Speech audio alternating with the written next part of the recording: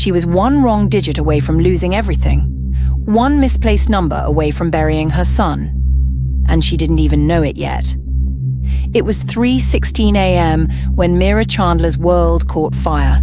Her son Marcus was seizing.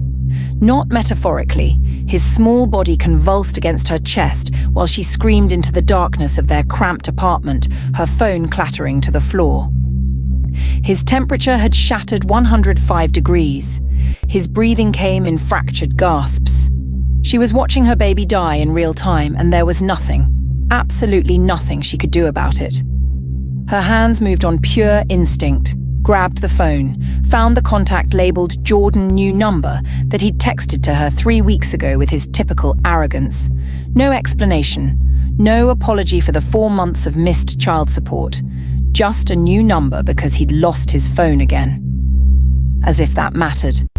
As if anything mattered except getting Marcus to a hospital in the next 60 seconds. Her fingers flew across the screen, trembling so violently she could barely see the words forming. Marcus has 105 fever, not responding, need $300 for now. Please. Send.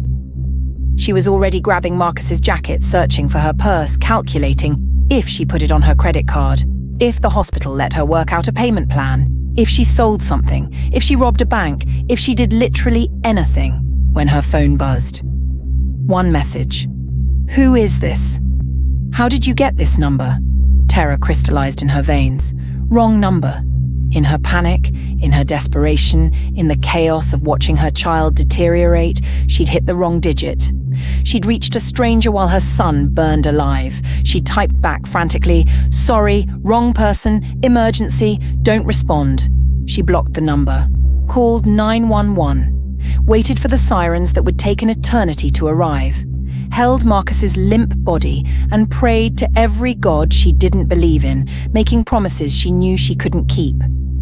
That's when her phone rang. Unknown number, different from the one she'd just blocked. She almost didn't answer, should have let it go to voicemail, but something in that moment, something desperate and broken, made her pick up. Marcus needs a doctor. The voice was male, ice cold, speaking through her phone like he was reading her soul. There was an accent beneath the perfect English, something Eastern European, something dangerous. Who is this? Mira's voice cracked. How do you... I'm the person you just texted, and your son doesn't have much time. I'm calling an ambulance? An ambulance will take him to a public hospital where he waits 6 hours in the ER, where they run tests they could run in minutes, where you'll receive a bill that will financially devastate you for years. His voice remained clinical, factual, like he was reading statistics. I have a physician. He can be at your location in 11 minutes. He'll diagnose and treat your son while you watch. And it will cost you nothing. Why would you possibly? Because I don't believe children should suffer because of their parents' failures. Your address. Now. Something in her recognized this wasn't a threat. It was an inevitability. This man had already decided to help her. He was simply waiting for her to accept it. She gave him her address. Exactly 11 minutes later, there was a knock at her door. Not an ambulance. A sleek, black town car. A middle-aged Asian man in an expensive coat stepped out carrying a medical bag, moving with the efficiency of someone who'd done this 1,000 times. Behind him stood 2 men in dark suits who somehow managed to look both professional and terrifying. Dr. Chen, the physician said, not bothering with preamble. Let me see the child. For 20 minutes, Dr. Chen examined Marcus with hands that were surprisingly gentle for someone who worked for whoever this mysterious voice on the phone represented. He took blood samples. He ran a portable ultrasound. He listened to Marcus's lungs with an intensity that suggested he was reading a sacred text. Severe pneumonia, he announced finally. Viral progression with bacterial superinfection. He's fortunate you reached out when you did. Another few hours and he would have required intensive care. Dr. Chen produced a medication syringe and administered an injection into Marcus's thigh. He'll sleep now. The fever will break within 3 hours. By morning, he'll be improved dramatically. How much do I owe? Everything is arranged, Miss Chandler. Your benefactor has ensured complete coverage. After Dr. Chen departed, Mira sat on her bed, holding her suddenly peacefully sleeping son, wondering if she'd hallucinated the entire encounter. Her phone buzzed. Your son will recover. Rest. We'll discuss matters in the morning. She didn't rest. She watched Marcus breathing. She watched his fever break exactly as predicted. She watched the color return to his small face. And she wondered who she'd made a deal with at 3:16 a.m. When morning came, so did the knock. Through the peephole, she saw a man who looked like he'd been sculpted from stone. Tall, impeccably dressed in a charcoal suit despite the early hour, with features that suggested both incredible beauty and incredible danger. His eyes moved across her apartment the way a predator scans for prey, cataloguing everything, forgetting nothing. She opened the door but kept the chain engaged. "I'm Yang Park," he said simply. "May I come inside?" Every instinct screamed at her to slam the door. Every survival instinct her mother had drilled into her from childhood told her not to let this man into her home. But her son was alive because of him. So she unhooked the chain. He moved through her apartment like he owned it, finally settling on the couch across from her. Up close, he was even more terrifying. His eyes held the weight of decisions no one should have to make, of blood that had probably been on his hands, of a life lived in shadows. "I need to tell you about your ex-boyfriend," he said without preamble. "Jordan." "What about him?" "Jordan Matthew Williams stole from me. Not a small amount, $53,000 in cash, 2 kilograms of product, and documents that contain the names and locations of every significant asset my organization controls." Jang Park's voice remained conversational, which somehow made it more chilling. "I've been looking for him for 3 weeks. Then last night you accidentally texted my personal phone, a phone he stole from my office and gave to you under false pretenses." Mira felt the world tilting beneath her. "I don't understand. He wanted you to have a number you believed was his. What he didn't anticipate is that I would trace that communication. What he didn't anticipate is that I would learn everything about you within 15 minutes. Jang Park leaned forward slightly. "I know you work at Sterling Cafe. I know you take the 6:15 a.m. bus every morning. I know Marcus attends Westbrook Day School and that his teacher is a woman named Mrs. Patterson. I know your credit card balance is $4,287. I know your rent is due in 5 days, and you have no idea how you'll pay it." "Stop," Mira whispered. "But most importantly, I know that there are men looking for Jordan. Not my men. Men from the organizations he stole from before he stole from me. And they know about you. They know about Marcus. And they're already watching." "You're lying." Jang Park displayed his phone. A photograph. 2 men in a grey sedan. Outside Westbrook Day School. The timestamp read 7:32 a.m. This morning. While Marcus was supposed to be in class, Mira couldn't breathe, couldn't think. The room was spinning and her son's school was across town, and there were men there looking for leverage, and that leverage was her child. "How long did you think you had before they decided to take him?" Jang asked quietly. "Before they realized that a 5-year-old boy is worth considerably more to them than money? He's not. They wouldn't. They absolutely would. I have communications from Jordan's phone, messages to his cousin discussing exactly how he planned to use Marcus as collateral, how he intended to disappear across the border while using your son as negotiating currency with his creditors." The apartment tilted. Mira gripped the armrest of her couch to keep from falling into an abyss that had opened up beneath her. "You have a choice," Jang Park continued. "You can pretend this conversation never happened. You can return Marcus to school. You can wait for them to come. Or you can let me protect you." "At what cost?" "That depends on you." 30 minutes later, Mira was loading Marcus into the back of a Mercedes while he clutched his stuffed lion and asked sleepy questions about where they were going. She'd left a note for her landlord. She'd texted her sister a code they'd established years ago for "I'm in trouble and you need to know I love you." She was abandoning her entire life because a man she'd never met decided she was worth saving. Jang Park sat across from her in the back seat, phone pressed to his ear, speaking rapid Korean in a voice that made her blood freeze. When he finally disconnected, he looked at her with something that might have been compassion if it wasn't wrapped in so much danger. "Where are we going?" Mira asked. "Somewhere safe. Somewhere secure. Somewhere they can't reach you. For how long?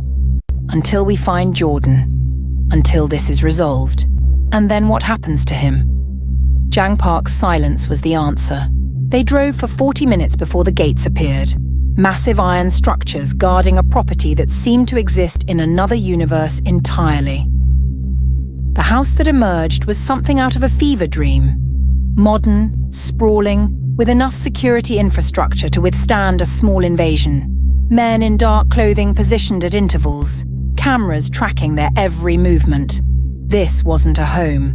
This was a fortress. Marcus woke up asking for juice. Jang Park personally made sure he had it. Over the following week, Mira learned several things that shifted her understanding of reality. First, Jang Park ran a sophisticated criminal empire that operated beneath the surface of legitimate businesses. Import, export, real estate, nightclubs. Everything legal on the surface, everything illegal underneath. Second, he was ruthless in business, but meticulous about keeping civilians, especially children, away from the machinery of his operations. There were lines he refused to cross. Children were on the protected side of those lines.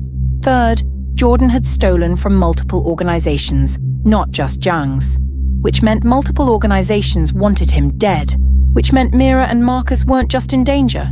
They were in the kind of danger most people never recovered from. And fourth, Jang Park had lost someone.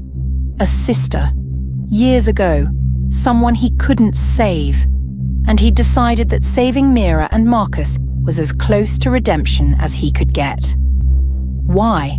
Mira asked on the 7th evening. They were in his office. All glass walls overlooking the city, all cold steel furniture that matched the coldness of his profession. "Why does this matter so much to you?"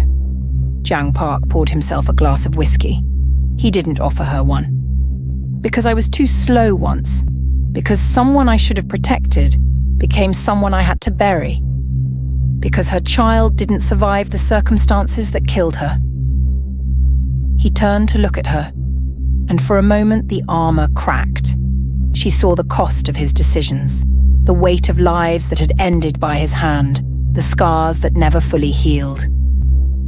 "I couldn't save her," he said quietly, "but I can save you." On the 9th day, they found Jordan. He was holed up in a motel in Riverside with 2 fake passports, $47,000 in cash, and a backpack filled with stolen merchandise.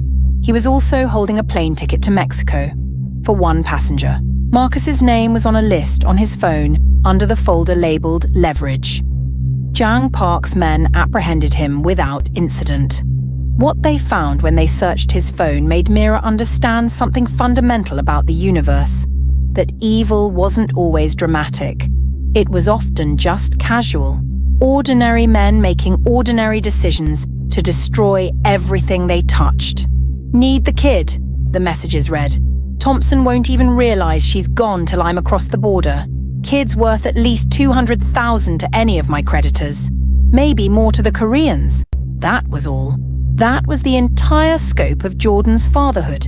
A calculation, an asset, a commodity.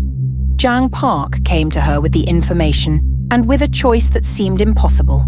"He stole from me. He endangered my operations. He put innocent people, including your son, at risk. According to my code, he dies." Jang paused, letting the weight of those words settle between them. "But you're Marcus's mother. So I'm offering you an alternative. He receives a new identity, a new life, somewhere far away where he'll be watched. Somewhere where if he ever attempts to contact you or Marcus, he'll understand the consequences with absolute clarity. He lives, but he ceases to exist within your universe. Or, I handle this according to my way of operating. Mira thought about Marcus. She thought about the future she wanted for him. She thought about the question he would ask someday. What happened to my daddy? He lives, she said. But I want everything in writing. All parental rights terminated. Legally, permanently, completely. Done. Jordan Williams signed the documents 3 days later with a gun pointed at his temple. Not literally, but the threat was so real it might as well have been. He was given a new identity, new passport, $5,000, and a one-way plane ticket to a small city in Alaska with very clear instructions. If he ever returned to California, if he ever attempted contact, if he ever tried to reclaim his son, he would be killed in whatever manner Jang Park decided was appropriate. He got on the plane, and Mira stood in Jang Park's office holding documents that legally declared her son his own, wondering what came next. "You're free to go," Jang said. "Back to your apartment. Back to your life. I'll have someone repair your car. I'll provide enough money to cover 6 months of rent while you stabilize your situation." "That's it?" Mira heard herself say. "What else would there be?" "I thought," she stopped. Looked at this man who'd turned her world upside down and somehow made it better in the process. "I thought you'd want something." "I wanted Jordan, and I got him. You were collateral. I chose to protect collateral, that's all. But that wasn't all." Mira could see it in the way his eyes lingered on her, in the way he'd personally checked on Marcus every evening, in the way he'd ensured her son had everything, tutors, meals, security, safety, in the way he looked at her like she was something precious instead of something disposable. "What if I don't want to go back?" The words escaped before she could stop them. Jang's expression didn't change, but something shifted in his eyes, something dangerous and hopeful all at once. "Explain yourself." "My apartment is in a neighborhood where people get shot for their shoes. My job pays minimum wage. Every month is a calculation of which bills I can skip. And now I know that dangerous people know where I live and what matters to me most." Mira stepped closer. "You said you'd be watching to make sure Jordan doesn't come back. So what if we just stayed? What if I worked? What if I managed your household staff, arranged your events, handled the logistics of your operations? What if it was permanent? You'd be living with a criminal. You're a criminal who saved my son's life. You're a criminal with principles. You're a criminal who's shown Marcus more genuine care than his own father ever managed." She met his eyes. "I'm not asking for romance. I'm asking for safety. For a future where my son doesn't have to worry about the next catastrophe. For a life where we're not constantly terrified." Jang Park studied her like he was trying to read something written in a language he didn't speak. "You'll live in the secondary residence, your own space, your own autonomy. You'll manage my household operations. You'll never ask questions about my business. And you'll guarantee that Marcus is never exposed to what I do. Can you commit to that?" "Yes." "Then welcome to your new life, Miss Chandler." Time moved differently after that. Days became weeks. Weeks became months. Months became years. Mira discovered that a life built on an accident could somehow feel more solid than a life built on intention. Marcus thrived in his new school. He had tutors. He had security. He had stability. And Jang Park remained distant but present, checking on Marcus's progress, helping with homework, taking him to movies, treating him with a gentleness that seemed impossible given what Mira knew about his other life. 2 years into this arrangement, Jang Park knocked on her door one evening holding a folder. Inside were documents for a property, a house in the hills, still on his compound, but completely separate from his main residence, a place that would be theirs. "For you and Marcus," he said simply, "if you want it." "Jang, I know what I am, Mira. I know what I've done. I know I don't deserve—" He stopped, searching for words. but I'm asking anyway. Would you consider staying? Not because you need protection, but because you want to. Mira's answer was to kiss him. 3 years after that wrong number, Mira and Jang Park were married in a private ceremony with Marcus walking between them down an aisle scattered with white flowers. They exchanged vows written specifically for them, promises not of redemption or transformation, but of protection, honesty, and the commitment to build something real from something that began as an accident. During their first dance, Mira leaned against her husband's chest and smiled. "Do you realize how crazy this is?" she whispered. "I texted you by mistake. You're a criminal. I'm supposed to be terrified of you, and instead, I'm married to you." "Wrong numbers tend to go that way," he replied. "If I'd gotten Jordan's number right that night, none of this would happen. Marcus might have..." She couldn't finish the thought. "Then thank God for wrong numbers," Jang said, pulling her closer. "Thank God for desperate mothers who accidentally contact Mafia bosses at 3:16 a.m. Mira laughed, genuine, full, the kind of laugh that came from someone who'd survived the unsurvivable. "That's going to be the wildest story we ever tell." "We don't go to parties where we tell stories," Jang pointed out. "We should, just for that reason alone." As they danced beneath the stars, surrounded by armed security and questionable business associates, and one extremely happy boy who was finally, truly home, Mira thought about that night, about the fever, about the wrong number, about the man who'd answered when fate decided to call. Sometimes the smallest accidents redirect your entire existence. Sometimes protection comes from the most unexpected sources. Sometimes a wrong digit leads you to exactly where you're supposed to be. And sometimes, love isn't about finding someone perfect. It's about finding someone willing to protect what matters most, even if they have to become dangerous to do it. If this story moved you, if it made you feel something real, comment below and let us know. Smash that like button. Subscribe so you never miss stories like this one. Stories about ordinary people navigating extraordinary circumstances. Stories about survival, stories about family, stories about finding home in the most unlikely places. We release powerful narratives like this every single day, and we need you to be part of this community. Thank you for watching. We'll see you in the next one.